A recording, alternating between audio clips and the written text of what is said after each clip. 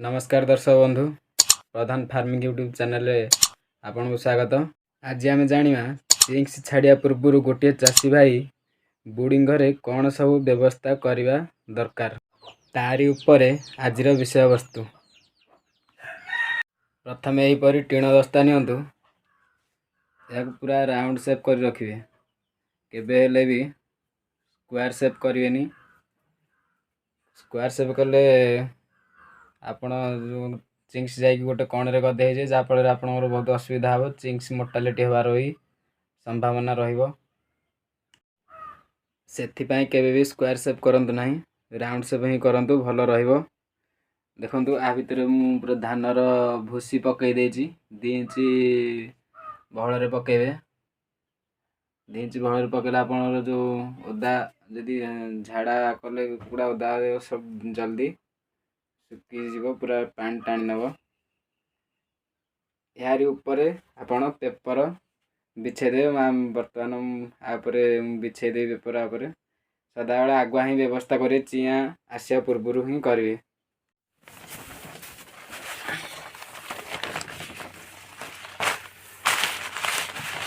पूरा भल भाव पेपर पूरा भल भाव बिछे देवे। सर्वदा यही सब काम आगुआ ही करूँ, कारण केते चाषी अच्छा चिया आसला पेपर पकेबे जो आमर टेम्परेचर मेंटेन चिया आसला ही करेंगे। आउ पानी व्यवस्था ही चिया आसला कर आपण मैंने सेमती करूँ ना, सर्वदा आगुआ तार व्यवस्था करूँ, कारण यदि आगुआ व्यवस्था न करें आपण असुविधार पड़ पारते।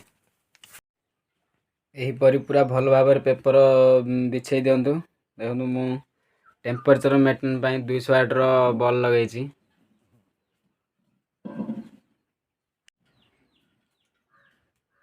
यहीपरि व्यवस्था सब आपण मैंने आगुआ ही कर रखु, चिया ए भितर पकड़ा पूर्व ये सब व्यवस्था करूँ। यही सब व्यवस्था कर सारा तापर जाकि छुआ पकड़ा को जी भितर, ता सहित इलेक्ट्रिक बोर्ड सहित गैस बोर्ड मध्य पाखे रखि था, कारण जते बेले लाइन पड़ेबे तबे गैस बोर्ड दरकार आसीबो। लाइन पड़े सब टेम्परेचर आपनकर ये हो ना, से गैस बोर्ड ही पाखे रखि था। वर्षा दिन से लाइन कट जासार बहुत संभावना रोचे, गैस बोर्ड पाखे रखि था, टेम्परेचर मेंटेन बहुत काम आसो। सदा सब व्यवस्था ये सब व्यवस्था कर सारा ही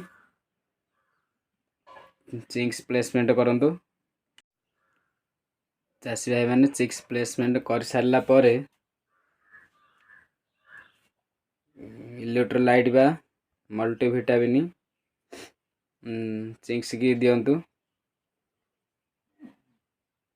जो चाषी मैंने बारंबार गोटे फार्म चिंक्स पकाउछन, ताहले आपण फॉर्मालिन आगुआ स्प्रे करंतु, बहुत भल हम। वीडियोटी विषय वस्तु एतिकी। जदि वीडियोटी भल लगी लाइक करेंगे, शेयर करेंगे एवं सब्सक्राइब करी बेल आइकन को दबाई देवे। रहूची नमस्कार। जय जवान जय किसान।